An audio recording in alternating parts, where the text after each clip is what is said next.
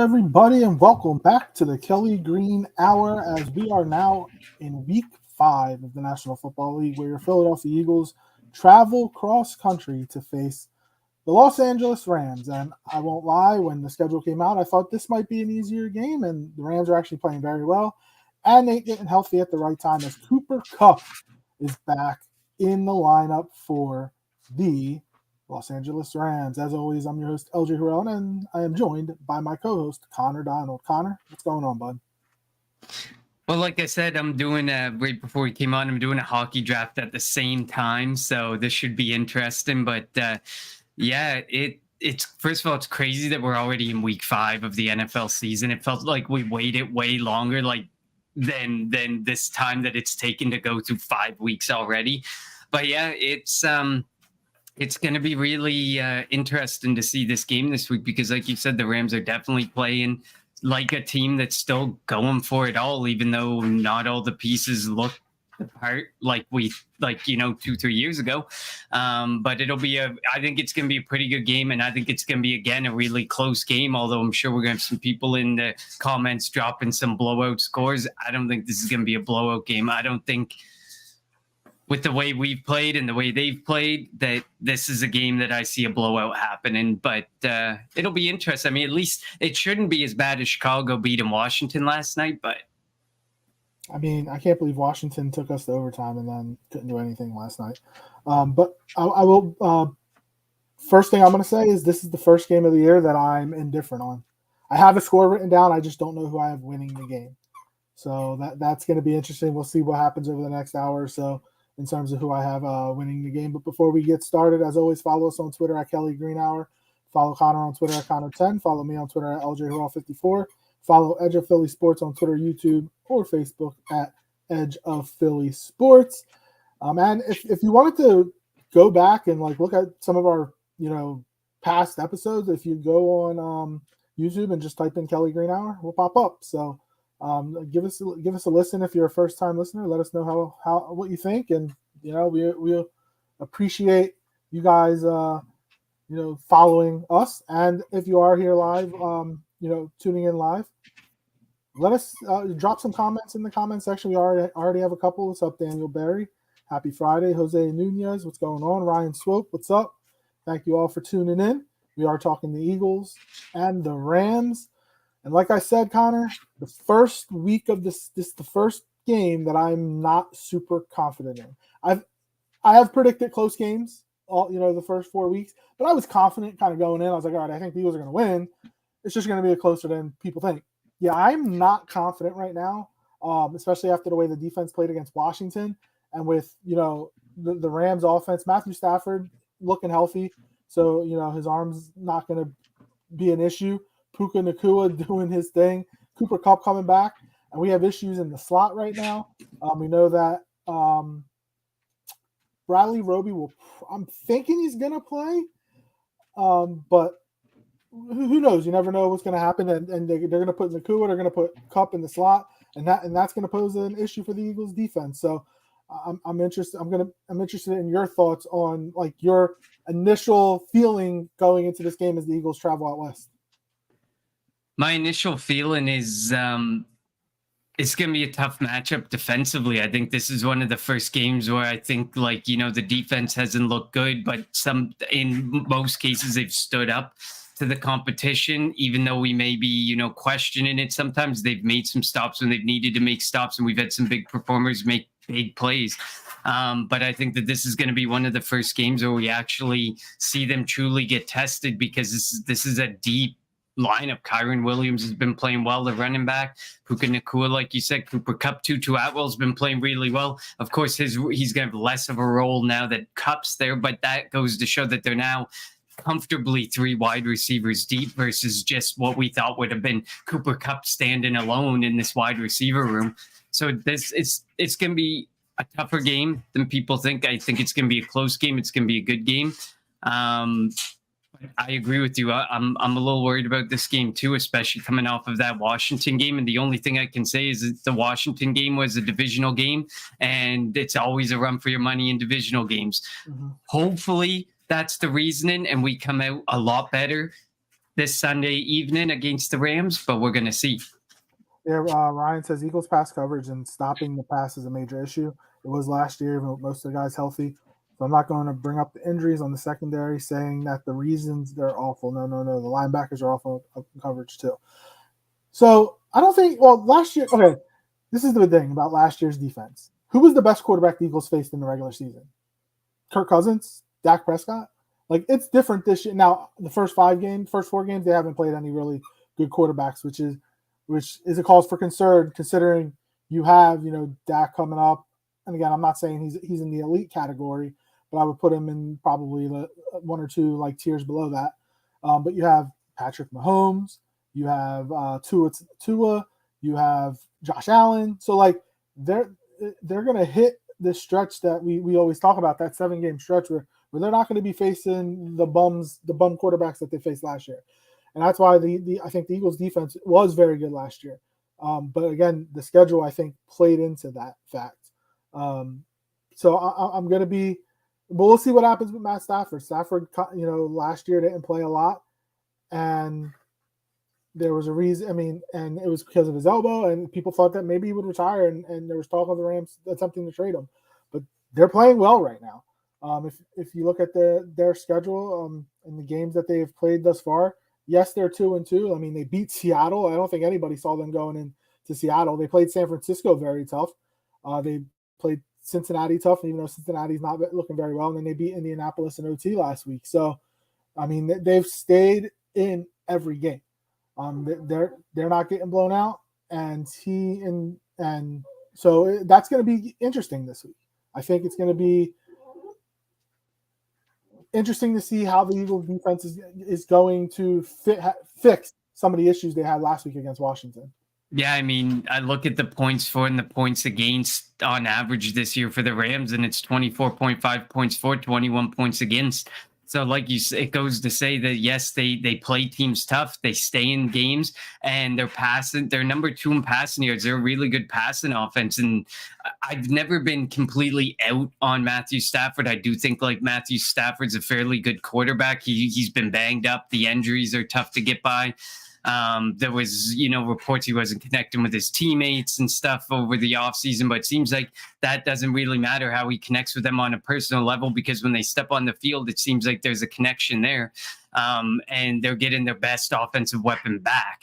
So I think that speaks volumes to this passing offense. And if it comes into a passing showdown right now, I would put my money on Matthew Stafford over Jalen Hurts based on how I've seen the two offenses play. So if it comes to a throwdown of the passing arms, I unfortunately feel I might be going Matt Stafford.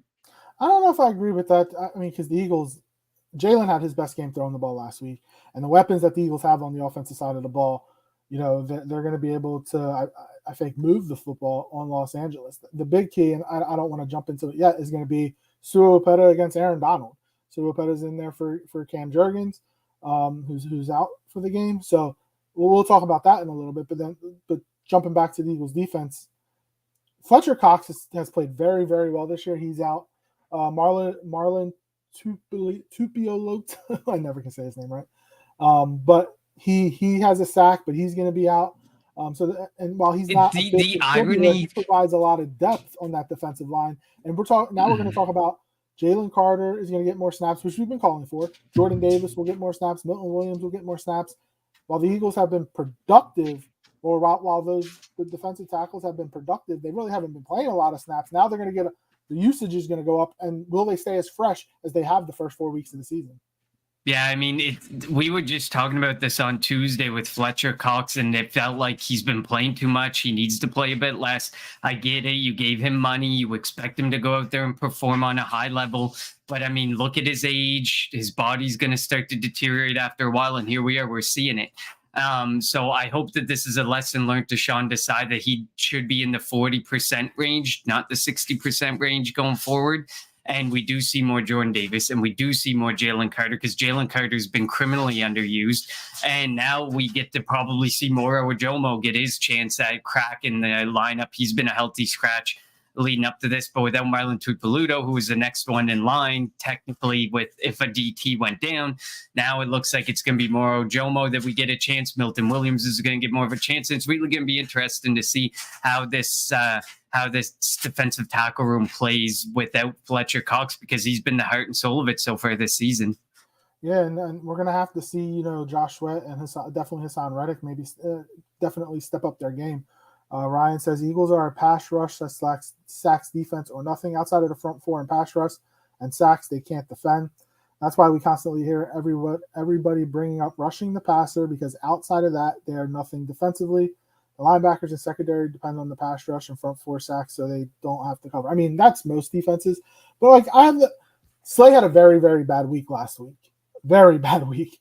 So I expect Slay hopefully to be better. But again, you're going up against a better quarterback this week, a better offensive mind. And I think a guy that's going to be able to and Sean McVay is going to be able to scheme his guys open. And, Cooper Kupp's coming back. Who's going to cover Cooper Kupp? He'll probably be primarily out of the slot, if I'm not mistaken. Is Bradbury going to be in there? Is Roby going to be ready enough to be up? Is he going to be able to be called up off the practice squad? Sidney Brown's out. Justin Evans is back now. That doesn't say much, but he's probably better than Tristan McCollum. Again, doesn't say much. We know that Reed Blankenship is going to start. Edmonds will probably start as the other safety. But getting these guys back into the rhythm and back into the rotation is going to be key, because they've had way too many communication issues on the back end. That has to stop. They need to figure it out, because too many guys in Minnesota. KJ Osborne got open because of a miscommunication error. Josh Jobe, who we think the Eagles think highly of, hasn't really played well. I mean, we always talk about Eli Ricks and Kaylee Ringo getting them on the field. Well, if Roby's not going to be able to play, maybe you do get one of them guys on the field just to see what they can bring, because they need to figure it out, because Josh Jobe hasn't been as good as we all thought and hoped he would be, playing for Bradbury, who transitioned into the slot. But if we can get Bradbury back on the outside with Slay, and if Roby can really play the slot, if he's in game shape and whatnot, that could potentially help the pass defense. But it's going to be a tough challenge against these receivers in this offense for Los Angeles. Yeah, I mean, you nailed it. I think what is currently the most frustrating thing to watch out there is the miscommunication and this feeling like, okay, the first couple weeks can be rusty, miscommunication, getting used to the new defensive scheme. But after you had the whole off season to work with it and a couple games that deploy it, now here we are in week 5, and it still seems like there's some guys who just aren't getting it and who just aren't on the same page, which is really frustrating to see week in and week out. So hopefully they clean it up, because this is going to be the first of, obviously we have a couple more weeks where there's some not so stiff competition, but here we go. In about 4 weeks' time, we're going to be seeing a lot stiffer competition with consistent, 2, 3 deep, 4 deep receiving weapons, or very good quarterbacks who make players better. So hopefully this is a game that we can start to see the secondary really clean it up. I mean, I get it from Ryan's perspective. We don't value linebackers. We don't value safeties. And I wouldn't say we don't value corners, because we got Bradbury and Slay, and we paid those guys. And Maddox got paid pretty good too. So ultimately, to me, it's about the safeties and it's about the linebackers. And where we've seen the most miscommunication seems to be with the safeties and with the young CBs trying to step in with Maddox out. Yeah, so hopefully Desai and the coaching staff has been able to figure that out for the Eagles. Because, again, this offense that they're going to be going up against this week, they're going to be able to do some route combinations and whatnot that'll be able to confuse the younger guys if they're in the game.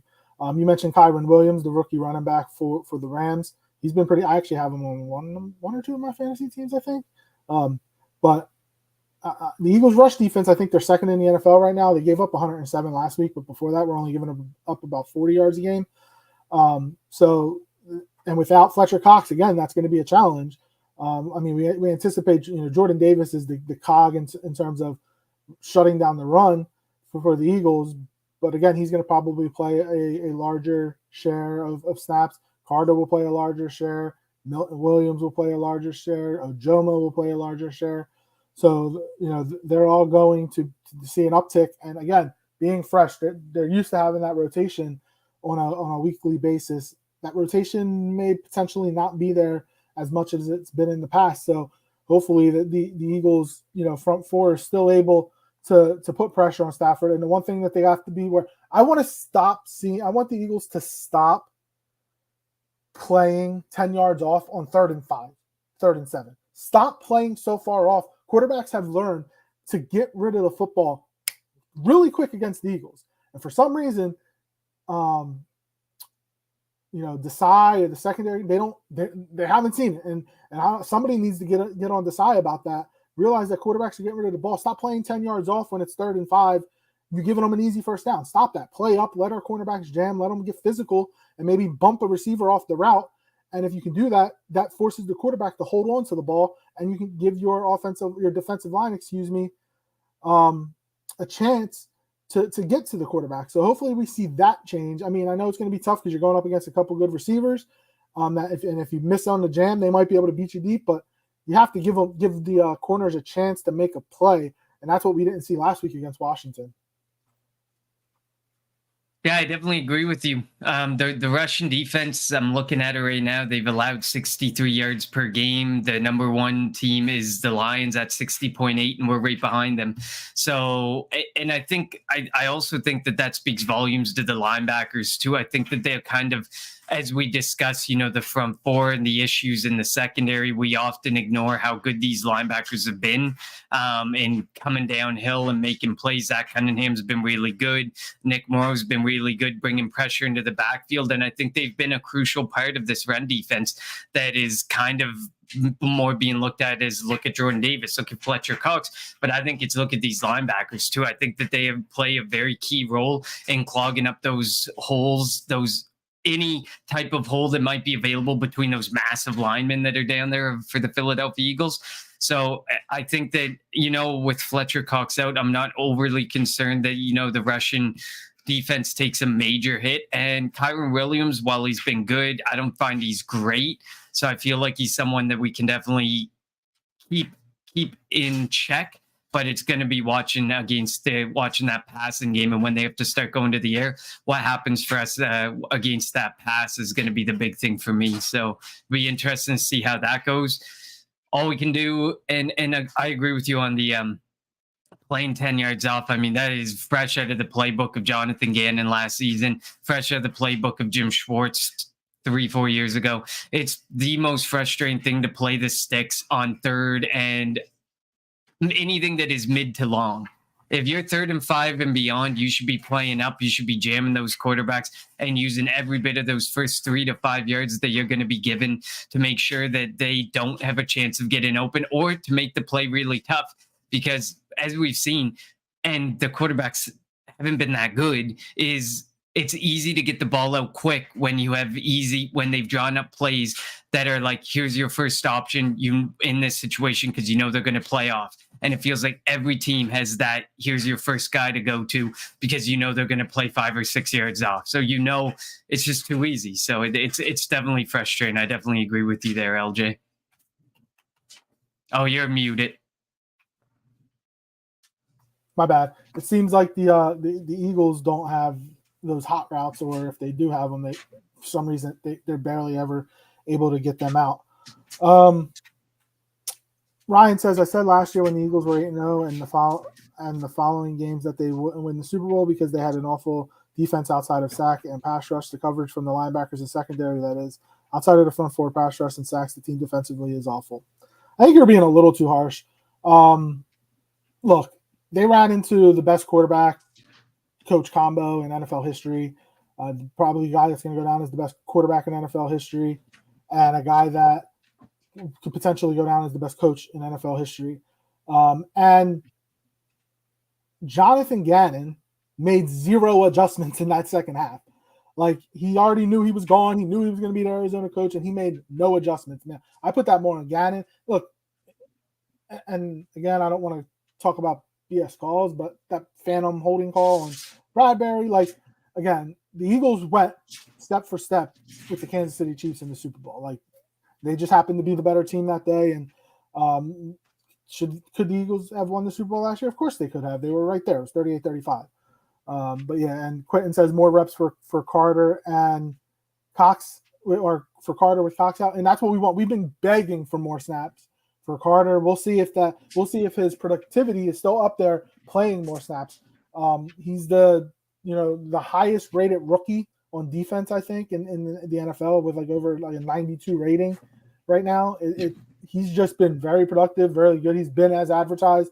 He said coming out that the Eagles got the best player in the draft, and the way he's been playing, it seems like they probably do have the best player in the draft. Yeah, I mean, right now, in considering that he has been playing less than 50% of snaps, he's pretty much penciled in as everybody's defensive rookie of the year right now.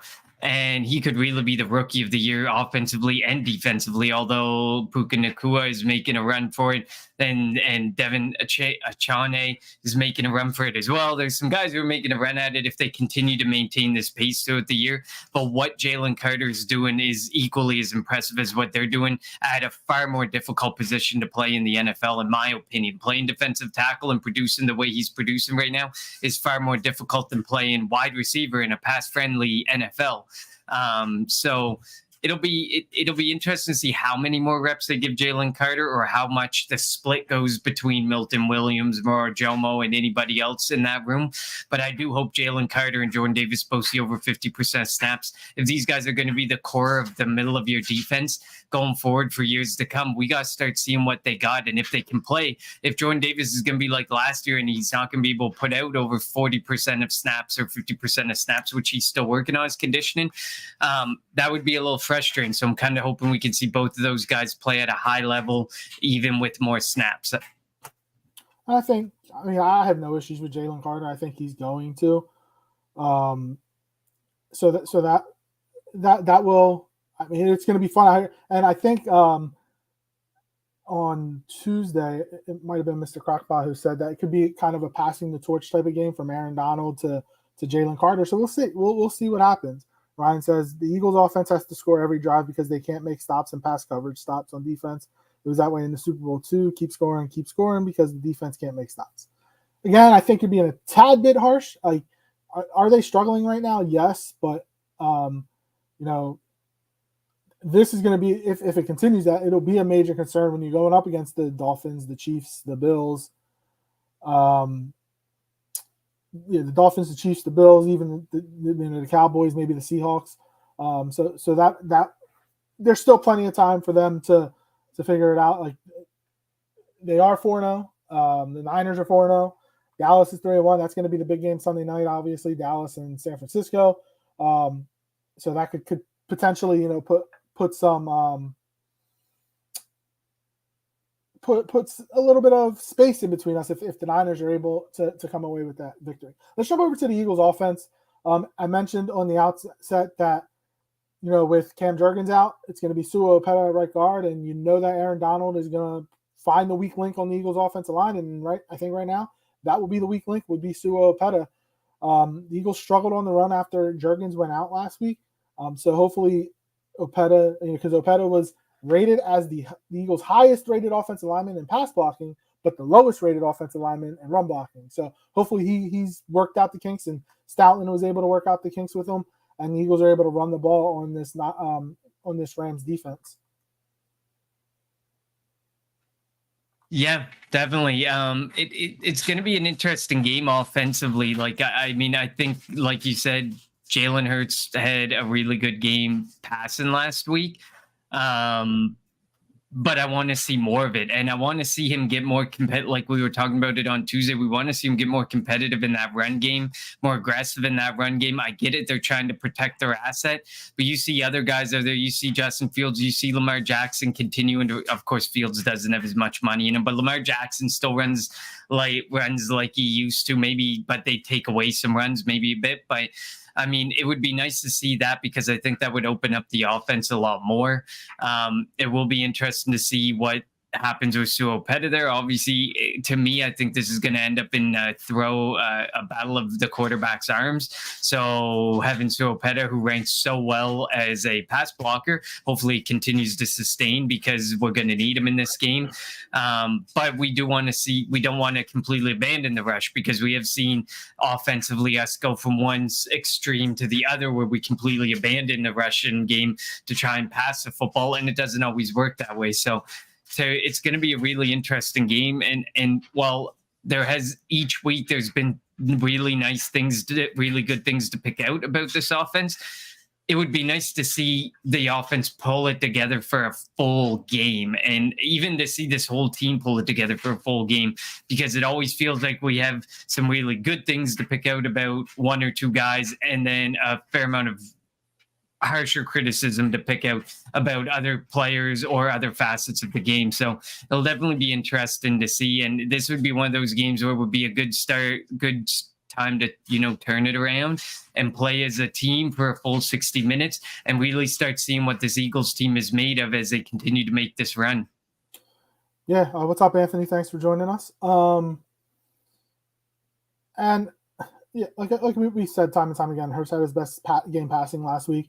It's going to be, I don't know if the Rams are going to be able to slow down, AJ Brown and Devontae Smith, and hopefully the Eagles are able to get Dallas Goedert going, and hopefully the Eagles continue to run with DeAndre Swift. Look, I get it. They love Kenny Gainwell, but I'm done seeing Gainwell be the guy they give the ball to. Like they'll go drives on end with just him on the field. Now, this is DeAndre Swift's team as a running back. The Eagles need to ride him. And I get it. They want him to be healthy because he has in the past, had injuries. But it's apparent that, Rashad Penny's not going to be the guy. They're just going to hold on to him just in case there's an injury, I guess. But let's see if we can get DeAndre Swift going. He's still second in the league in rushing, and he didn't even have a good game last week. I think he only had like 54 or 56 yards or something like that. So get him going. And like AJ Brown, man, I don't know who, De'Aaron Kendrick, Kobe Durant, like I don't know who's going to be able to cover him. And then obviously we know what Skinny Batman can do on the other side. So if the Eagles want to spread the field and the offensive line holds up against this defensive front for the Rams, they can hold up against Aaron Donald, Byron Young, hold up against these guys, then, we can see the passing game get going again. Yeah, I agree. When I'm looking at the names, like Ahkello Witherspoon's pretty good, but then you see Darian Kendrick and Kobe Durant, and to me, I don't know a whole lot about them. So it doesn't mean they're not good, but obviously when you go and you look at their passing defense, I'm going to look at it real quick here. They are ranking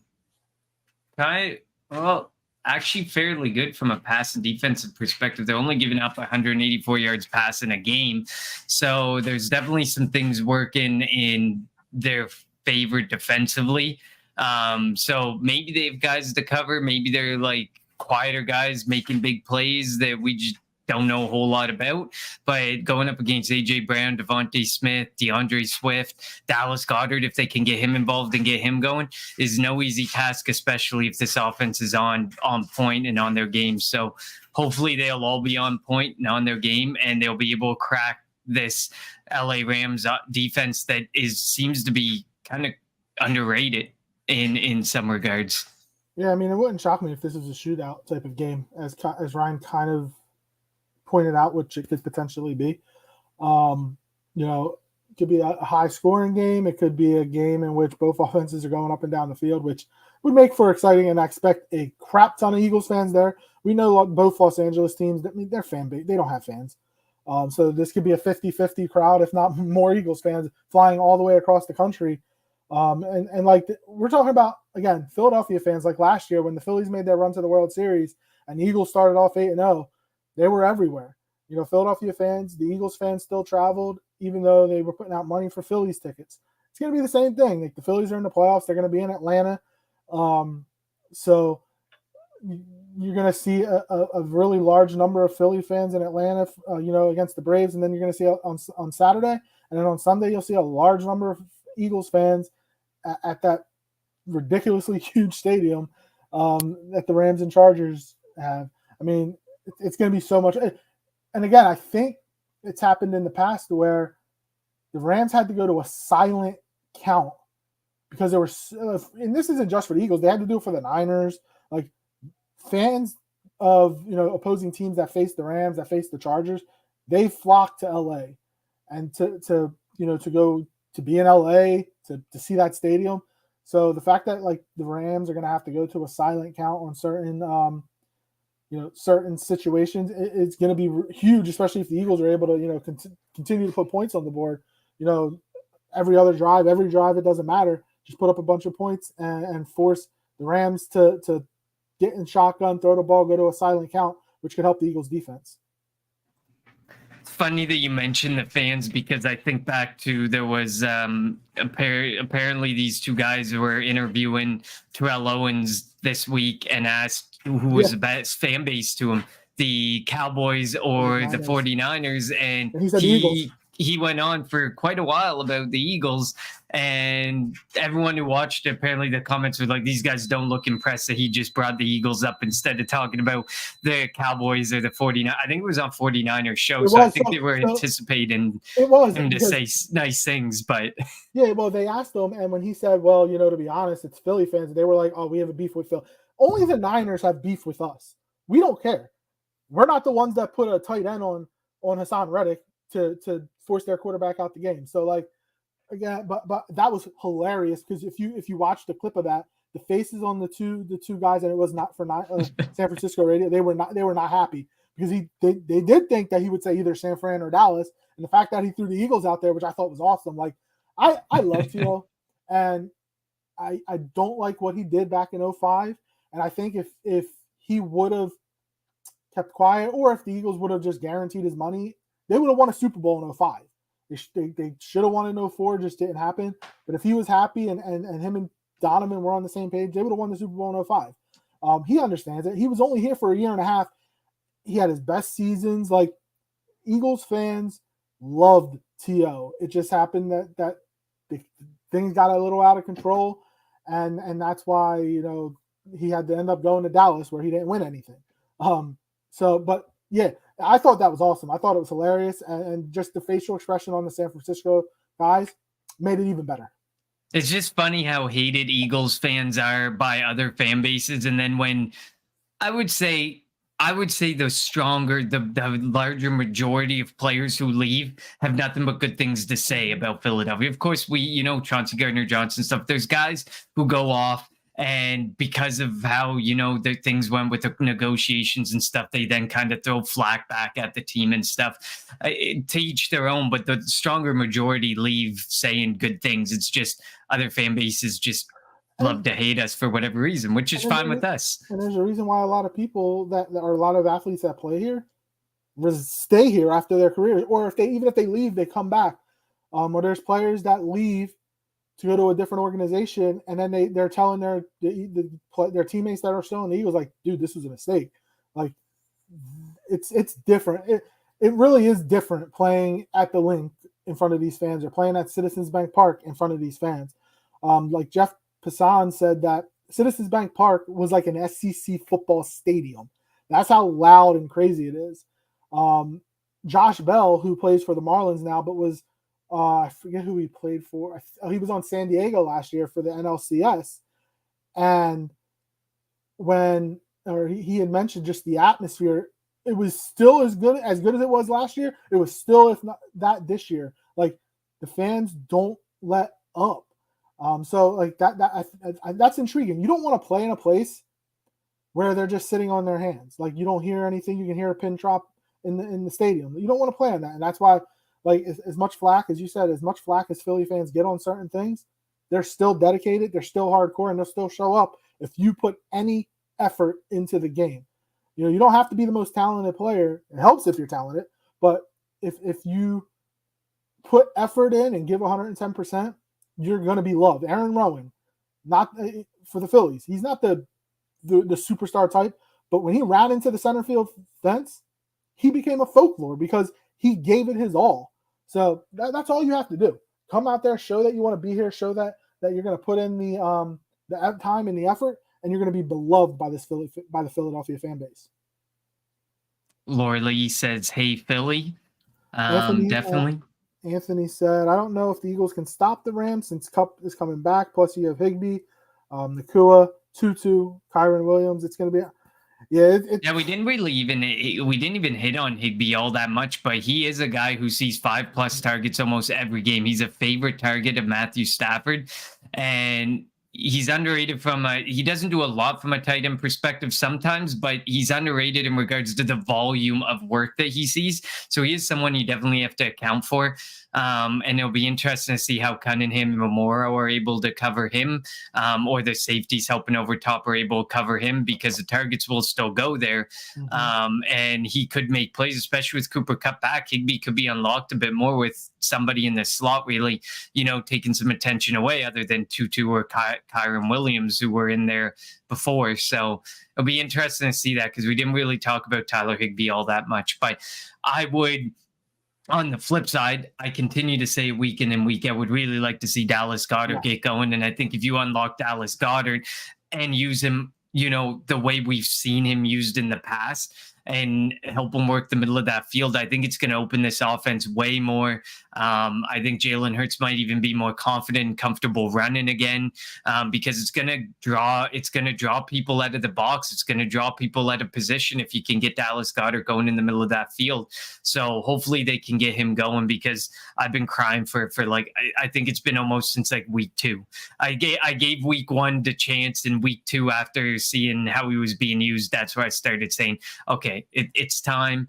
You got so many good weapons. You got so many really consistent weapons with DeAndre Swift, Devontae Smith, AJ Brown. Like, we have we're not a track team, like maybe in Miami, but we are a team that, they can do a lot after the catch. They can open the field up a lot for each other, and they make ridiculous catches. All of them have made some really impressive catches. So it really would be like, and maybe it's like kind of like a preface to my player that I'll be looking for on the offensive side of the ball. But I really think it's time that they unlock Goedert, and it's clear the fans are noticing and the media is noticing, because they're asking about it. So it's about time to get him going.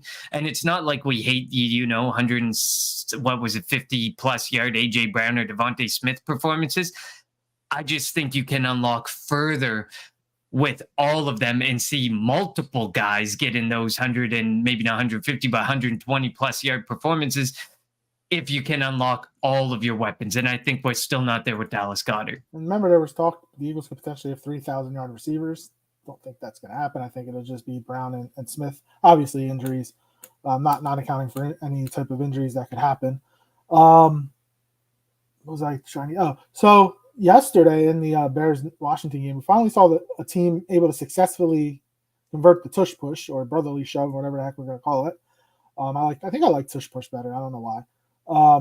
And as Justin Fields was able to do it. I mean, if there's a player in the NFL that could potentially stop it, it might be Aaron Donald, besides who the Eagles have, because I think the Eagles have a lot of guys on their defensive line, Jordan Davis and Jalen Carter, that could potentially at least slow it down.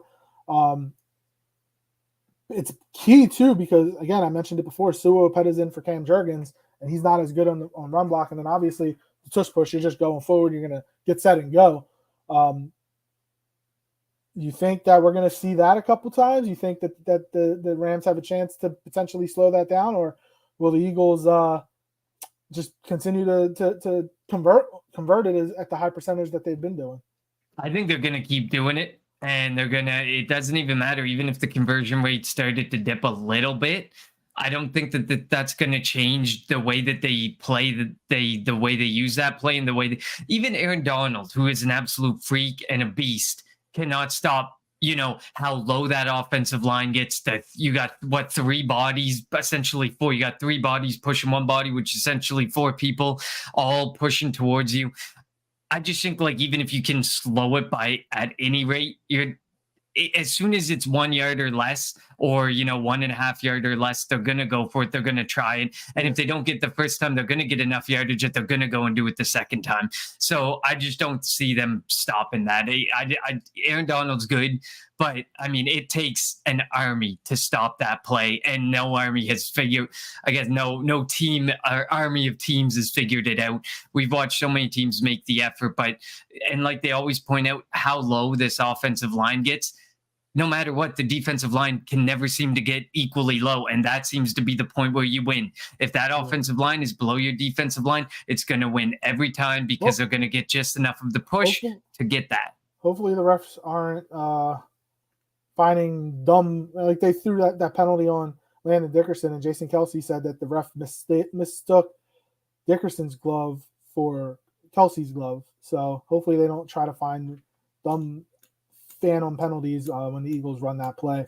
Anthony says the problem is Jalen Hurts is going back to his old self, always looking at A.J. Brown all the time, because there were times with Smith and Goddard were open and looked their way and did it. Well, I mean, Brown did have 175 yards or whatever and 2 touchdowns. Like, I guess I do kind of see Anthony's point a little bit, that he's kind of taken his first read a bit more than he used to again. And maybe that's a bad habit that he's getting back into that he just has to shake off. Make sure he goes through his progressions, go through all those reads. He's got a really good offensive line that's going to hold their own and give him every opportunity to get, at least 3 or 4 seconds in that pocket, at least 3 seconds in that pocket to go through a couple progressions and find the right guy. But there are a lot of times where they point out Smith running open, Goddard running open. So hopefully, they've taken the time to watch the tape and say, okay, I get it. We want A.J. Brown involved. We want everybody involved, but we got to make sure it's the right read and we're making the right play and maximizing every play that we get. So, I mean, I get it. He could be falling into some bad habits again. Like Quentin says, I agree that Hurts is predetermined and throws to Brown.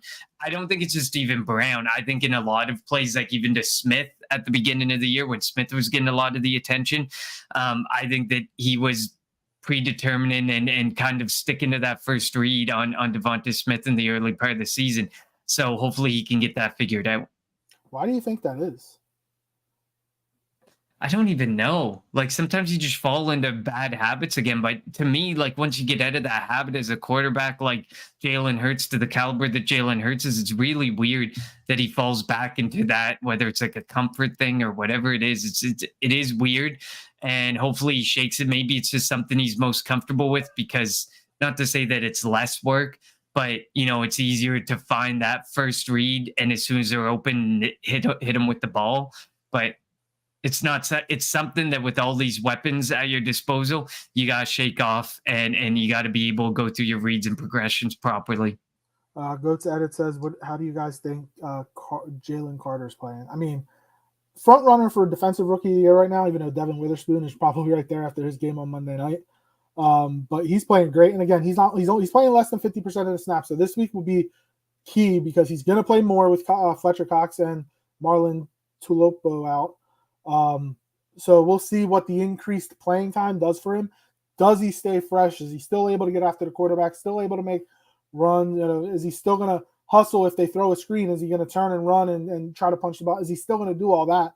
Playing, 50, 60, maybe 70 snaps this week. So it'll be interesting. But I think Jalen Carter is playing like the best player in the draft, in my opinion. Absolutely. I agree. I mean, Goat said it. He probably just joined us, but we went on about him in the early going, and I think we probably spend about 5 minutes per show on Jalen Carter. So we definitely are big Jalen Carter fans here, and we constantly ask, how could you let this guy slide? And I get it.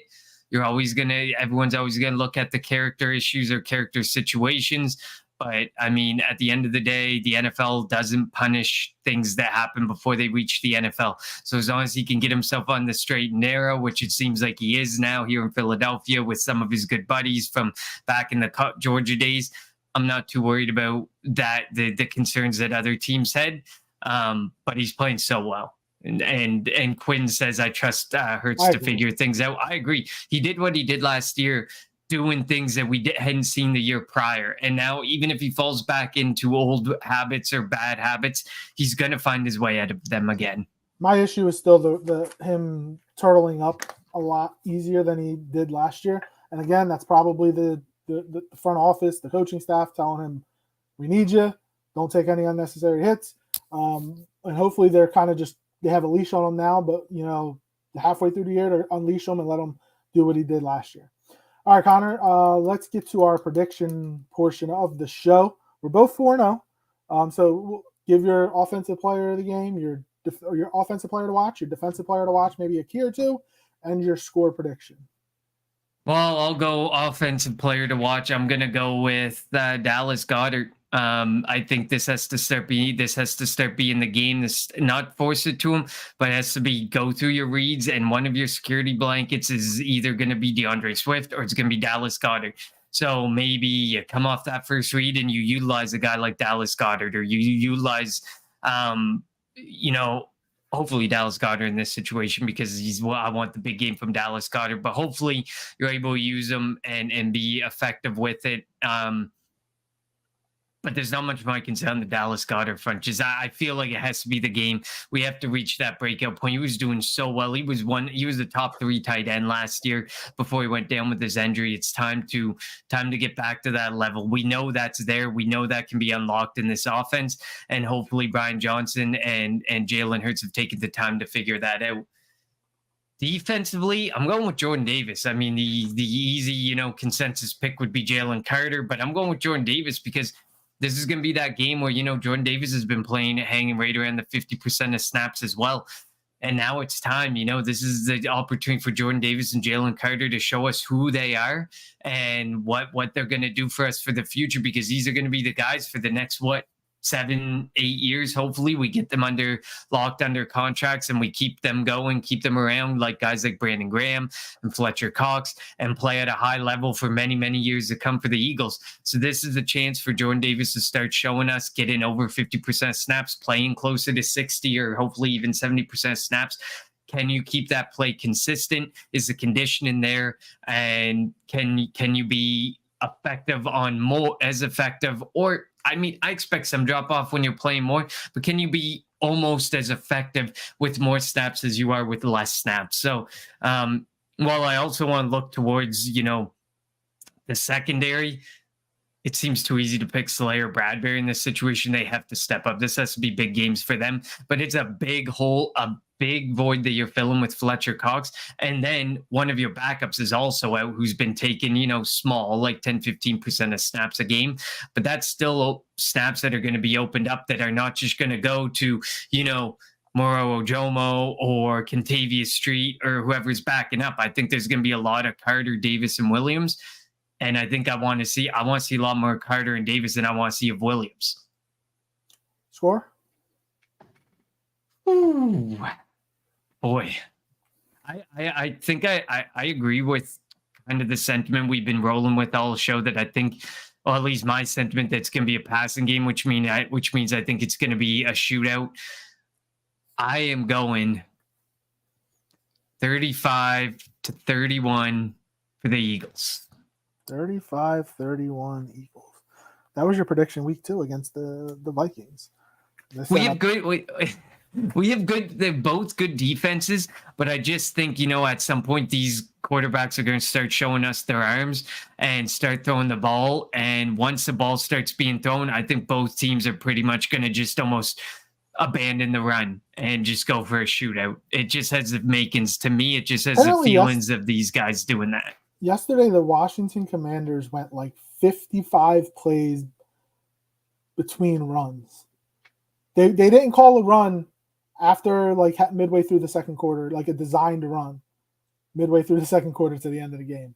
I don't foresee that happening, but we'll see. Quentin says player of the game Hurts in a shootout. Score, he doesn't want to tell us. Anthony says offensive player of the game is Swift. Defensive player of the game, Morrow. Morrow had a great game last week, but his score is 38-31 Rams.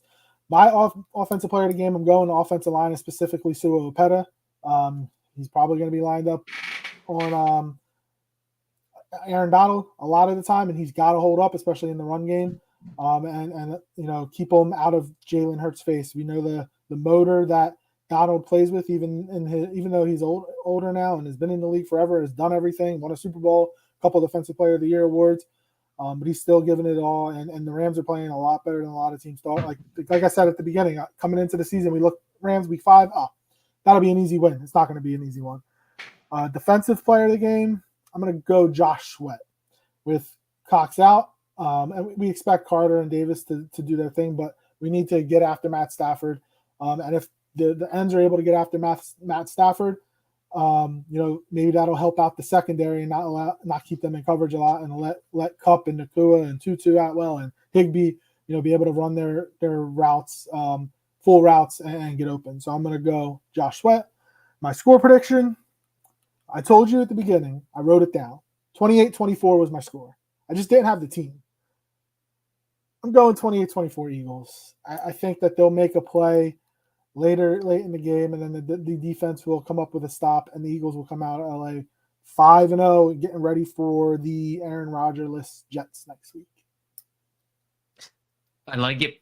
It's going to be an interesting game. I mean, I think that this can go either way. We could come out praising both defenses, or we come out praising both offenses, but we're not going to have it both ways. I don't think it's a blowout. I don't think it's going to be a game where we sit there and say, wow, that Eagles defense was amazing. And, they're going to come out frustrated because they'll be playing zone.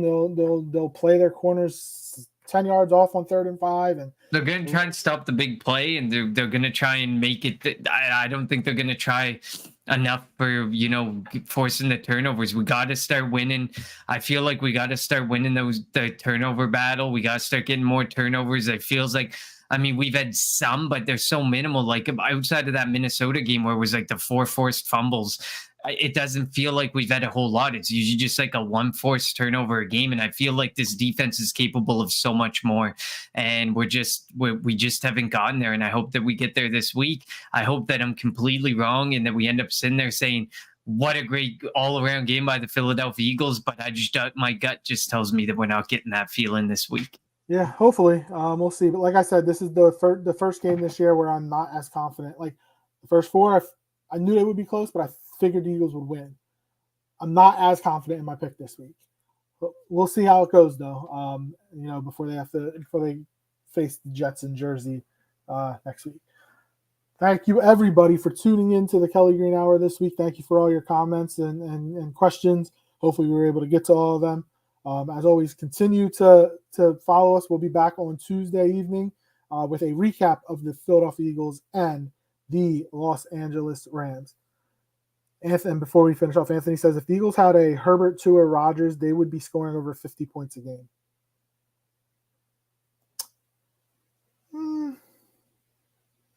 What do you think? Would we? Yeah, I don't. It seems like a crack at Jalen Hurts, and I don't think Jalen Hurts is that bad. I don't think Hurts is better than Tua. I think Tua is really good in that McDaniel offense. Like McDaniels the Eagles Dolphins game in 3 weeks is going to be ridiculous. Like McDaniel comes off that Shanahan tree, and look how quarterback friendly the San Francisco 49ers offense has been. Pretty much you plug and play the next man up on from a quarterback perspective. It's just next man up, and they seem to play really well except for Trey Lance. Trey Lance couldn't seem to figure it out, but everybody else who steps up seems to figure it out. So I kind of think it's like that in Miami. Like the plays that they're drawing up, man, they're crazy.